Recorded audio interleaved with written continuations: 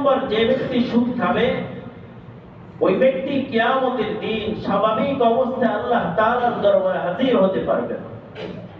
ওই ব্যক্তি পাগল উম্মাদের মতো অস্বাভাবিক অবস্থায় আল্লাহ তাআলার কাছে উপস্থিত হবে। এমন অস্বাভাবিক অবস্থায় উপস্থিত হবে যেন তাকে জিনে আসর করেছে, শয়তান তাকে পাকড়াও করেছে। দুষ্ট জিন কোন ব্যক্তিকে যদি আসর করে, তাহলে ওই ব্যক্তি যে পাগলামিগুলা করে, যারা জিন রোগীদেরকে দেখেছেন তারাই বলতে পারে। তারা এমন অবস্থায়, পাগল অবস্থায়, অস্বাভাবিক অবস্থায় আল্লাহ তাআলার সামনে কিয়ামতের দিন উপস্থিত হবে। আল্লাহ তাআলা কালামে পাকের সূরা বাকারা 275 নম্বর আয়াতের মধ্যে বলেন, বিসমিল্লাহির রহমানির রহিম, الذين يأكلون الربا لا يقومون إلا كما يقوم الذي يتخبطه الشيطان من المس। আল্লাহ পাক রব্বুল আলামিন বলেন, যারা সুদ খায় কিয়ামতের দিন তারা ওই ব্যক্তির মতো উপস্থিত হবে আল্লাহ তাআলার সামনে, যে ব্যক্তিকে নাকি শয়তান স্পর্শ করেছে।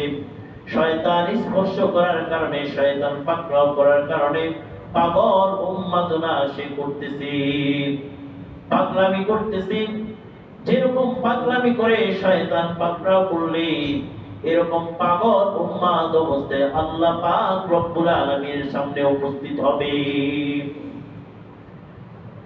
তাফসীর ইবনে কাসীরের মধ্যে আসছে, আল্লামা ইবনে কাসীর রাহমাতুল্লাহি আলাইহি বলেন, এই ব্যক্তি কিয়ামতের দিন অস্বাভাবিক, বিকৃত এবং ভারসাম্যহীন অবস্থায় কিয়ামতের ময়দানে উপস্থিত হবে। অন্যান্য মানুষগুলো যেভাবে স্বাভাবিক অবস্থা আল্লাহ পাকের সামনে হাজির হবে, এই ব্যক্তি স্বাভাবিক অবস্থায় আল্লাহ পাকের সামনে হাজির হতে পারবে না, অস্বাভাবিক অবস্থায় উপস্থিত হবে।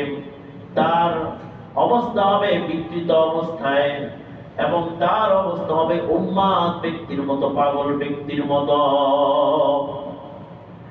হযরত ইবনে আব্বাস রাদিয়াল্লাহু তাআলা আনহু বলেন, আকিলুর রিবা ইউবাদু ইয়াওমাল কিয়ামা মাজনুনান ইউখনাম। ইবনে আব্বাস রাদিয়াল্লাহু তাআলা আনহু বলেন, সুদখোর ব্যক্তি কিয়ামতের দিন পাগল অবস্থায়, এমন অবস্থায় উঠবে, সে নিজের গলার মধ্যে সে নিজে ফাঁসি দিতে থাকবে। নিজের গলার মধ্যে সে নিজে ফাঁসি দিতে দিতে সে আল্লাহ পাক রব্বুল আলামিনের দরবারে উঠবে।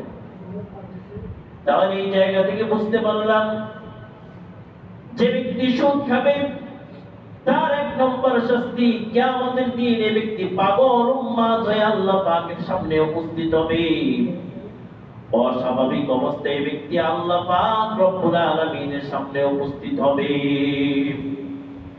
এই জন্য এই ভয়াবহ একটা গুনাহ, যেটার কারণে রোজ হাসরের ময়দানে আমাদের হুঁশ এমনিতেই থাকবে না, আবার এই গুনাহের কারণে পাগল হয়ে উন্মাদ হয়ে ফাঁসির মতো শাস্তি নিতে নিতে এই ব্যক্তি আল্লাহ তাআলার দরবারে উপস্থিত হবে।